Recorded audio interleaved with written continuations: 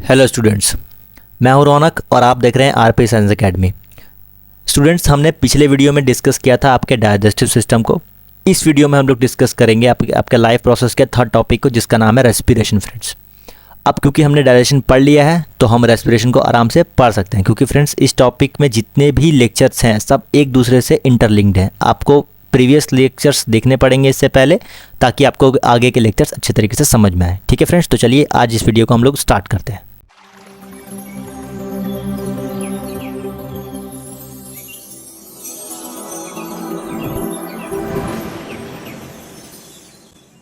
देखिए friends, respiration जो process है इसका मतलब होता है फ्रेंड्स यूटिलाइजिंग द एनर्जी। क्या होता है फ्रेंड्स इसका मतलब? Utilizing the energy. किससे एनर्जी यूटिलाइज करेंगे? देखिए फ्रेंड्स, आधे लोग, जैसे कि मान लीजिए अगर मैं किसी बच्चे से पूछता हूँ, यार मान लीजिए आप लोग से पूछता हूँ कि भैया बताओ what do you mean bye respiration, तो वो लोग बोलेंगे भैया सांस लो और सांस छोड़ दो। यही जनरली एक फनी सा आंसर होता है उनका, इसी को रेस्पिरेशन बोलते हैं। एक्चुअली फ्रेंड्स ये नहीं होता है, इसको हम लोग ब्रीदिंग बोलते हैं। What do you mean by breathing? It is the just an inhalation and exhalation of air that we take from outer atmosphere. ठीक है फ्रेंड्स, रेस्पिरेशन वो प्रोसेस है जिसमें हम एयर को अपने अंदर लेके उसकी ऑक्सीजन को यूटिलाइज करके ग्लूकोज को ऑक्सीडाइज करके अपने लिए एनर्जी बना सके फ्रेंड्स। और यही एनर्जी से हम अपने सारे काम करते हैं। तो हमने पिछली वीडियो में देख लिया था कि हमें ग्लूकोज कैसे मिलता है। डाइजेशन के द्वारा हमें ग्लूकोज मिलता है। किसके डाइजेशन के द्वारा फ्रेंड्स? कार्बोहाइड्रेट के द्वारा। कार्बोहाइड्रेट का डाइजेशन करके हमको ग्लूकोज मिलता है, और ये जब स्मॉल इंटेस्टाइन में जो विली होती हैं वो जब एब्जॉर्ब करके एब्जॉर्प्शन के द्वारा ये हमारे मेन ब्लड स्ट्रीम में घुल के हमारा सेल तक पहुंच जाता है, जहाँ पे माइटोकॉन्ड्रिया होता है जो कि एसिमिलेशन प्रोसेस करता है। एसिमिलेशन प्रोसेस मतलब फ्रेंड्स वो ग्लूकोज की मदद से आपके जो ऑक्सीजन के में से आपका जो ग्लूकोज है उसको ऑक्सीडाइज करके आपके लिए क्या बनाता है फ्रेंड्स? एटीपी मॉलिक्यूल्स बनाता है। ठीक है, एडिनोसाइन ट्राइफॉस्फेट मॉलिक्यूल्स, और हम लोग इसको आसान शब्दों में बोलते हैं फ्रेंड्स एनर्जी बनाता है। ठीक है, तो आइए हम लोग रेस्पिरेशन को अब डिटेल से पढ़ते हैं। तो it is the process by which an living organism utilizes the food to get energy, it is called respiration. ठीक है friends, it is an oxidation reaction in which carbohydrate is oxidize to produce energy. ठीक है friends, ये कहाँ पे होता है? तो mitochondria is the site of respiration and the energy release in store in the form of ATP, adenosine triphosphate.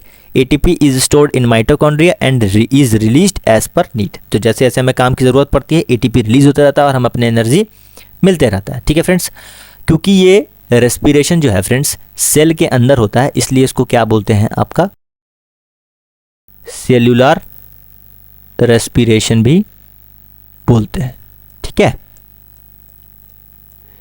इसको हम लोग सेलुलर रेस्पिरेशन भी बोलते हैं क्योंकि फ्रेंड्स ये सेल के अंदर होता है। आइए अब स्टेप्स देख लेते हैं रेस्पिरेशन के, क्या क्या क्या स्टेप है। तो सबसे पहले होता है फ्रेंड्स हम लोग ग्लूकोज को तोड़ के क्या बना देते हैं? पायरूवेट। एक्चुअली ग्लूकोज जो है फ्रेंड्स ये 6 कार्बन मॉलिक्यूल है। आई होप, क्योंकि ये रिवीजन सीरीज़ है, आपने इससे पहले कार्बन एंड इट्स कंपाउंड अपने स्कूल्स में अपने सारे इंस्टीट्यूशंस में पढ़ लिया होगा, जिसकी वजह से आपको अब कार्बन को समझने में ईजी होगी। तो इसका फॉर्मूला होता है फ्रेंड्स C6H12O6, जो आप यहाँ पे देख पा रहे हैं, यहाँ पे भी लिखा हुआ है। ये ग्लूकोज का फॉर्मूला है। इसको तोड़ के हम लोग 3 कार्बन मॉलिक्यूल बनाते हैं, जिसको हम लोग पायरूवेट बोलते हैं फ्रेंड्स। ठीक है, और यही पायरूवेट फर्दर ऑक्सीडाइज होकर हम लोग को अलग अलग कंपाउंड देता है। अभी हम लोग उसको नीचे अच्छे तरीके से डिस्कस करेंगे। ठीक है फ्रेंड्स, तो ये कहाँ होता है? पायरूवेट का कन्वर्जन हमेशा फ्रेंड्स साइटोप्लाज्म में होता है। आपको पता होगा कि सेल होता है, यहाँ पे न्यूक्लियस होता है, यहाँ पे अलग अलग टाइप के सेल ऑर्गेनियल्स होते हैं, ये आपका माइटोकॉन्ड्रिया है, और ये जो पूरा पार्ट है फ्रेंड्स यहाँ से लेके यहाँ जिसमें पूरा सेल भरा हुआ है, इसको हम लोग बोलते हैं फ्रेंड्स जेली लाइक सब्सटेंस होता है ये, इसको बोलते हैं cytoplasm.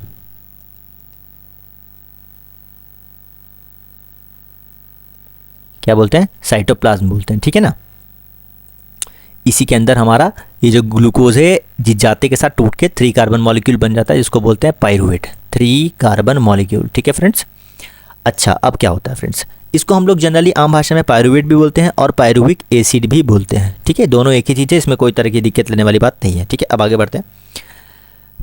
Fate of pyruvic acid, ये क्या होता है friends? Further breakdown of pyruvic acid takes place in the mitochondria and the molecules formed depends on the type of respiration in a particular organism. Respiration is of 2 types, जैसे कि friends पहला होता है aerobic respiration और दूसरा होता है on aerobic respiration. तो ये लाइन बिल्कुल फ्रेंड्स मैंने बड़ी सोच समझ के लिखी है आप लोग के लिए, बहुत मुश्किल से फ्रेंड्स आप लोग के लिए बहुत मेहनत से नोट्स बनाए गए हैं। तो आई होप आप लोग इस नोट्स को अच्छे तरीके से यूटिलाइज़ करेंगे अपनी स्टडीज़ में।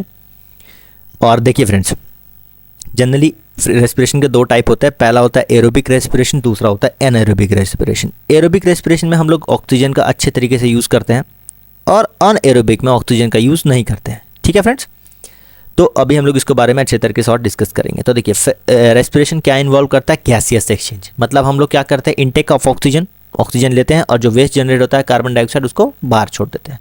ठीक है फ्रेंड्स, अब आ जाइए आप टाइप्स ऑफ रेस्पिरेशन में, सीधा आ जाइए एरोबिक रेस्पिरेशन में। ये क्या होता है, it is the type of respiration happens in the presence of oxygen.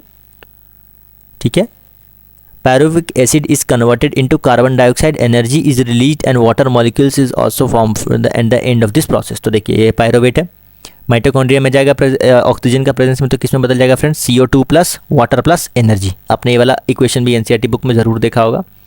ठीक है फ्रेंड्स, हम लोग इसका थोड़ा सा अभी डिफरेंस भी देखेंगे कि क्या होता है। वैसे मैं आपके लिए एक बार इक्वेशन आपको ज़रूर बताऊँगा। ठीक है, तो होता क्या है, आपका C6H12O6, इसको क्या बोलते हैं फ्रेंड्स, ग्लूकोज बोलते हैं।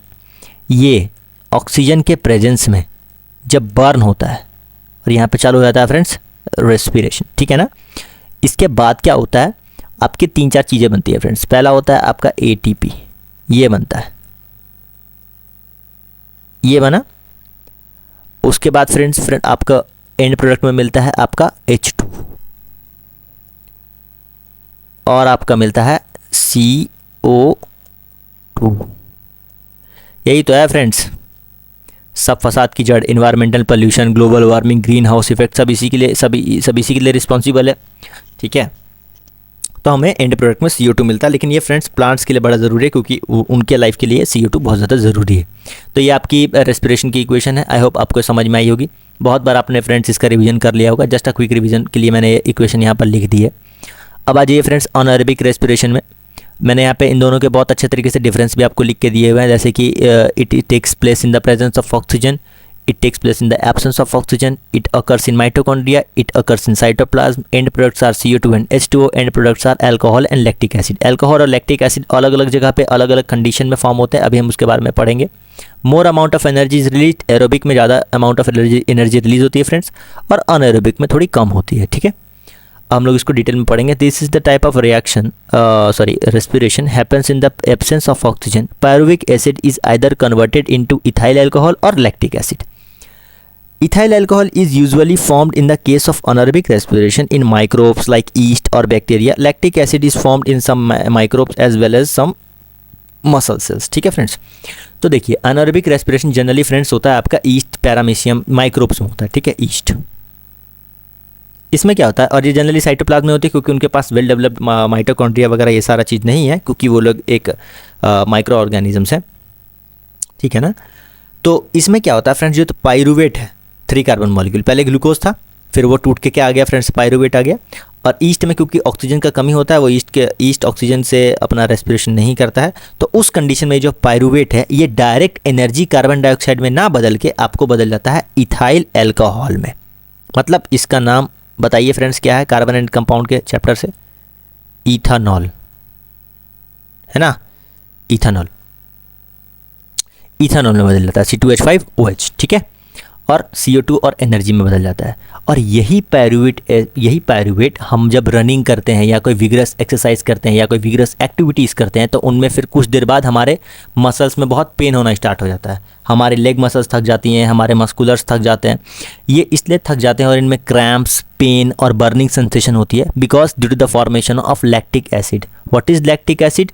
It is a compound that forms in the absence of oxygen, which is also called the anaerobic respiration. It is also happens in the our muscle cells of the body। इसमें क्या होता है, हमारा जो pyruvate है lactic acid और plus energy में convert होता है। अब जाहिर सी बात है फ्रेंड, क्योंकि लैक ऑफ ऑक्सीजन है तो हमारे मसल सेल्स में एनर्जी बहुत कम मात्रा में रिलीज होगी, और बाकी जो पूरा पायरुवेट या ग्लूकोज है वो पूरा किस में कन्वर्ट हो जाएगा, lactic acid. This is responsible for the cramps and burning sensation in our muscle cells. ठीक है फ्रेंड्स, तो आई होप आपको ये समझ में आया होगा। क्योंकि एनर्जी कम है इसलिए हम ज़्यादा थकने भी लग जाते हैं, हाफने भी लग जाते हैं और अपना काम ढंग तरीके से नहीं कर पाते। फ्रेंड्स ये है आपका ब्रह्मास्त्र। हाँ फ्रेंड्स सही बोले आप, ब्रह्मास्त्र। अगर आपने ये टेबल याद कर ली तो फिर आपको इतना कुछ याद करने की कोई भी तरीके की ज़रूरत नहीं है, लेकिन मेरा काम है मैं आपको सारे डिटेल्स अच्छे तरीके से दूँ, किसी को भी किसी भी तरीके से दिक्कत नहीं होनी चाहिए। ठीक है फ्रेंड्स, तो देखिए ग्लूकोज है, साइटोप्लाज्म में रिएक्शन होगा पहले, इसको बोलते हैं आपका ग्लाइकोलाइसिस, इस प्रोसेस का नाम है। यहाँ से जो पायरुवेट में कन्वर्जन होता है साइटोप्लाज्म में, इसको बोलते हैं फ्रेंड्स ग्लाइकोलाइसिस, ठीक है। और ग्लाइकोलाइसिस के बाद 3 तरीके से रेस्पिरेशन होता है। पहला होता है आपका एनारोबिक रेस्पिरेशन जो ईस्ट में होता है। इसमें क्या होता है friends, pyruvate ethanol plus CO2 plus energy में बदल जाता है। एक और लैक ऑफ ऑक्सीजन, मतलब ये भी एनारोबिक रेस्पिरेशन का एग्जांपल है, जो कि क्या होता है ह्यूमन के मसल सेल्स में होता है। इसमें ये पायरुवेट किस में बदल जाता है फ्रेंड्स, लैक्टिक एसिड और एनर्जी में बदल जाता है। और थर्ड है अपना सबसे जाना माना जो जनरली हमारे अंदर होता है, वो है फ्रेंड्स प्रेजेंस ऑफ ऑक्सीजन, मतलब ऑक्सीजन की प्रेजेंस में होता है। और ये क्या होता है, इसमें हम लोग के जो पायरुवेट है ये बदल जाता है आपका carbon dioxide water plus energy में, ठीक है फ्रेंड्स। तो आई होप आपको ये वाला डायग्राम समझ में आया होगा। बहुत ईजी डायग्राम है फ्रेंड्स और बहुत ज़्यादा इंपॉर्टेंट है। केस स्टडी में इससे रिलेटेड बहुत सारे क्वेश्चंस आते हैं और ये कॉन्सेप्ट फ्रेंड्स बहुत ज़्यादा इंपॉर्टेंट है। मतलब समझ जाइए, ये बस मैंने डायग्राम इसलिए यहाँ पे नहीं रखा है क्योंकि आपको बस नोट्स की ज़रूरत है, ये इसका सही में अपना एक अलग टाइप का इंपॉर्टेंस है, ठीक है। आई होप आपको ये समझ में आ रहा होगा इसका कि बहुत इंपॉर्टेंस बहुत ज़्यादा है, तो आपको इसके बारे में काम करना पड़ेगा। चलिए अब नेक्स्ट पढ़ते हैं। अब देखिए मैंने वही चीज़ लिख दिया है, pain in leg muscles and while running. क्या होता है फ्रेंड्स, जब भी हमारे पास बहुत ज़्यादा तेज़ भागते हैं, run too fast, experience throbbing pain in the leg muscles, हम लोग को बहुत ज़्यादा पेन होता है अपने लेग मसल्स में। ये इसलिए होता है because of anaerobic respiration taking place in the muscles. जाहिर सी बात है आपके मसल सेल्स में ऑक्सीजन की कमी हो जाएगी तो वहाँ पर आपका अनअरेबिक रेस्पिरेशन चालू हो जाएगा। अब उसके बाद क्या होता है, इसी से फ्रेंड्स आपका लैक्टिक एसिड का फॉर्मेशन हो जाता है, जो कि आपको और deposition of the lactic acid and causes pain in the leg muscles and the pain subsides after taking some time. और ये पेन थोड़ी देर बाद खत्म हो जाता है जब आप थोड़ा सा रेस्ट ले लेते हैं। आपके लेग मसल्स टायर्ड नहीं होती, जब आप थकती नहीं है, आपकी रेस्ट हो जाती हैं, तो आपका ये पेन खत्म हो जाता है, ठीक है ना। लेकिन फ्रेंड्स ये जो पेन होता है आप लोग ने महसूस किया ही होगा कि पैर फिर उठते नहीं है, लगता है कि इसमें कितना ज़्यादा वजन बांध दिया हो, है ना, इस टाइप से। चलिए हम लोग आगे बढ़ते हैं। Breaking down of the glucose by various pathways, किस तरीके से कैसे पाथवे से हमारा ग्लूकोज का ब्रेकिंग डाउन होता है। तो पहले स्टेप में फ्रेंड्स 6 कार्बन मॉलिक्यूल होता है, 3 कार्बन मॉलिक्यूल में टूट जाता है, इसको पायरुवेट बोलते हैं, हमने ऑलरेडी डिस्कस कर लिया है, साइटोप्लाज्म में होता है। उसके बाद फ्रेंड्स ये इथेनॉल और कार्बन डाइऑक्साइड में कन्वर्ट हो जाता है ईस्ट में during fermentation. This is the process by which it is converted to carbon dioxide and आपका इथेनॉल, ठीक है ना। This process takes place inside the absence of in place of absence of the oxygen. It is called anaerobic respiration. इसको anaerobic respiration भी बोलते हैं। उसके बाद पायरुवेट आपके वापस 3 carbon pyruvate molecule in the presence of oxygen which give 3 molecules of carbon dioxide and water, और ये आपके कार्बन डाइऑक्साइड वाटर मॉलिक्यूल्स को देता है। फ्रेंड्स जनरली मैंने इसी चीज़ को एक्सप्लेन किया है जो मैंने यहाँ पे लिखा है, इसको मैंने डिटेल में नीचे उनके लिए भी लिख दिया जिनको रिएक्शन समझ में ना आती हो, ठीक है फ्रेंड्स। लेकिन आपको पता ही है ना, बोर्ड एग्जाम चल रहा है तो रिएक्शन समझ में आना बहुत ज़्यादा ज़रूरी है क्योंकि हर एक चैप्टर रिएक्शन से रिलेटेड है। तो ये इतना हार्ड कॉन्सेप्ट नहीं है, आई होप आपको समझ में आ रहा होगा, ठीक है। अब आगे बढ़ते हैं। The rate of breathing in aquatic animal is much faster than the that seen in the terrestrial organism because the amount of dissolved oxygen is fairly low compared with the amount of oxygen in the air, ठीक है ना friends. मतलब उनमें breathing का rate बहुत ज़्यादा high होता है क्योंकि पानी में ऑक्सीजन ज़्यादा मात्रा में डिजॉल्व होती है as compare to our atmosphere. तो हम कम सांस लेते हैं, मतलब हम जितनी भी सांस लेते हैं उसमें ऑक्सीजन की मात्रा थोड़ी कम होती है एज़ कम्पेयर टू वाटर, तो वो ज़्यादा रेस्पिरेशन करते हैं, ठीक है फ्रेंड्स। कौन से, एक्वेटिक एनिमल्स लाइक फिशेज़ और अदर एक्वेटिक एनिमल्स, ठीक है ना। ये आपका रेस्पिरेटरी सिस्टम का डायग्राम है फ्रेंड्स। इसको मैंने बहुत ही डिटेल से हमारी एक और वीडियो जो मैंने बनाई थी रेस्पिरेटरी सिस्टम को, उसमें मैंने बहुत अच्छे तरीके से इसको डिस्कस किया है, सारा मैकेनिज्म समझाया है फ्रेंड्स, कहाँ से क्या क्या किस चीज़ का क्या क्या फंक्शन होता है, हर एक चीज़ का पार्ट का मैंने आपको फंक्शन बताया था। आई होप आपने उस वीडियो को देखा होगा, नहीं देखा है तो डिस्क्रिप्शन में लिंक है, आप ज़रूर जाके उस वीडियो को देखिए ताकि आपके कॉन्सेप्ट्स और भी अच्छे तरीके से क्लियर हो जाए। अब आइए वापस से उस वीडियो के थोड़े से कॉन्सेप्ट को हम लोग आपके डिस्कस कर लेते हैं इन द फॉर्म ऑफ नोट्स। सबसे पहले फ्रेंड्स नॉस्ट्रिल से आपके एयर को इंटेक किया जाता है, नॉस्ट्रिल्स मतलब ये वाला पार्ट फ्रेंड्स, नेसल कैविटी का नॉस्ट्रिल्स बोलते हैं। उसके बाद एयर जाती है आपके फेरिक्स में, जहाँ पे मैंने आपको बताया था डाइजेस्टिव सिस्टम में क्या होता है, एपिग्लॉटिस होता है ना, एपिग्लॉटिस। उसके बाद फ्रेंड्स आपकी एयर जाती है लेरिक्स में, फिर जाती है आपकी ट्रैकिया में, यहाँ पे रिंग्स ऑफ कार्टिलेज प्रेजेंट होते हैं, फिर वो ब्रोंकियल्स में जाती है, फिर ब्रोंकाई में जाती है, और फिर उसके बाद एयर पहुँच जाती है आपकी एल्वोलाई में। यही तो सब फ्रेंड्स मेन काम होता है, गैसियस एक्सचेंज, है ना। और उसके बाद डायफ्राम आपको ये ब्रीदिंग में हेल्प करता है, मतलब ये जब नीचे जाता है तो लो प्रेशर एरिया क्रिएट होता है, जहाँ से आपका यहाँ पे इस पूरे एरिया में क्या होती है फ्रेंड्स, एयर फिल हो जाती है, जिससे कि ये जितने भी एल्वेलाई हैं ये सब फूल जाती हैं और वहाँ पर गैसियस सेक्शन स्टार्ट हो जाता है। और उसके बाद जब आप सांस छोड़ते हैं तो डायफ्राम अपवर्ड की तरफ आता है, जिससे कि प्रेशर के साथ आपका एयर रिलीज हो जाता है, जिसमें कि एंड प्रोडक्ट्स में जो अपने कार्बन डाइऑक्साइड पड़ा यहाँ पर कार्बन डाइऑक्साइड ये वाला ये आपके नोस्ट्रिल से बाहर निकल आता है। ठीक है friends. Nasal passages it is a channel of the air flow through the nose. ठीक है फ्रेंड्स। नेसल कैविटी क्या होता है? It lined with the hairs and mucus membrane. It warms moisture and filter the air before it reaches to the lungs. मतलब ये क्या करती है? हमारे एयर को मॉइस्ट बनाती है, जिसके अंदर म्यूकस होता है वो मॉइस्ट बनाता है, जो फाइन हेयर होते हैं वो डस्ट पार्टिकल को फिल्टर कर देते हैं एयर के अंदर से जब हम सांस लेते हैं। ठीक है फ्रेंड्स। उसके बाद एयर जाता है आपका फेरिक्स में। फेरिक्स में ही फ्रेंड्स हमेशा एपिग्लॉटिस प्रेजेंट रहता है। इसका काम है कि आपके विंड पाइप और फूड पाइप को ओपनिंग एंड क्लोजिंग में हेल्प करना। ठीक है। हम लोग नीचे आते हैं। उसके बाद फेरिक्स से जब हवा लेरिक्स में जाता है तो लेरिक्स को वॉइस बॉक्स भी बोला जाता है। जब एयर इसके अंदर से जाता है तो ये इसको वाइब्रेट कर देता है और वाइब्रेट करने की वजह से हम लोग साउंड का प्रोडक्शन कर पाते हैं। ठीक है। तो ये बहुत ज़रूरी है कि एयर लेरिक्स के अंदर से पास करे ताकि वाइब्रेशन प्रोड्यूस हो। ठीक है। अगर उसके और फिर नीचे आते हैं तो आपका ट्रैकिया, जिसको हम लोग विंड पाइप भी बोलते हैं, ट्रैकिया स्टार्ट हो जाता है। इस ट्रैकिया के अंदर रिंग्स ऑफ कार्टिलेजेस होते हैं। ठीक है ना। ट्रैकिया के अंदर रिंग्स ऑफ कार्टिलेज होते हैं जो कि एयर पैसेज को कोलैप्स होने से बचाते हैं।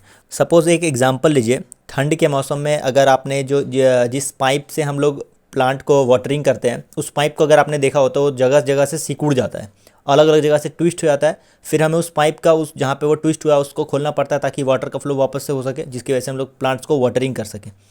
अगर ऐसा सेम टू सेम काम अगर हमारे ट्रैकिया के साथ भी हो जाए, मान लीजिए ठंड का मौसम आया और हमारा ट्रैकिया भी सिकुड़ गया, तो उससे क्या होगा? हमारा वो जो विंड पाइप है वो ब्लॉक हो जाएगा और जिसके कारण एयर ढंग से तरीके से हमारे लंग्स के अंदर नहीं पहुंच पाएगी, जिससे हमारी अल्टीमेटली डेथ भी हो सकती है। तो इसी के लिए ये रिंग्स ऑफ कार्टिलेज होते हैं जो कि ट्रैकिया के अंदर प्रेजेंट होते हैं और इनका काम ही है कि ये ट्रैकिया को ओपन रखने में मदद करे और एयर पैसेज को अच्छे तरीके से फ्लो होने दें, उसको कोलैप्स होने से बचाएं। उसके बाद फ्रेंड्स एयर जो है हमारे ब्रोंकाई के अंदर आती है।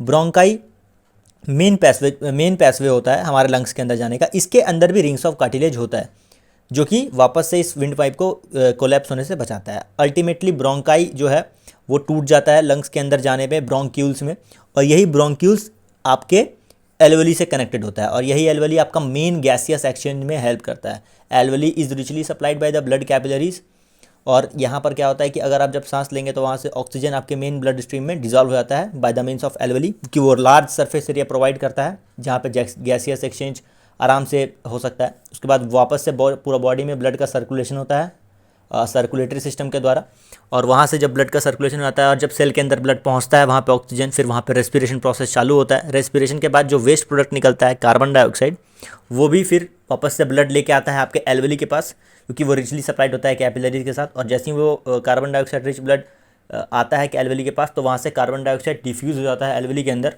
और आपका फिर जब आप सांस छोड़ते हैं तो वो कार्बन डाइऑक्साइड आपके ट्रैकिया के द्वारा बाहर निकाल दिया जाता है आपके नॉस्ट्रिल से आउटर एटमॉस्फेयर में, जो कि प्लांट्स के लिए बहुत ज़रूरी है कार्बन डाइऑक्साइड। ठीक है। तो यही मैकेनिज्म है पूरा ह्यूमन रेस्पिरेटरी सिस्टम का। आई होप आप लोग को ये ह्यूमन रेस्पिरेटरी सिस्टम का मैकेनिज्म समझ में आया होगा।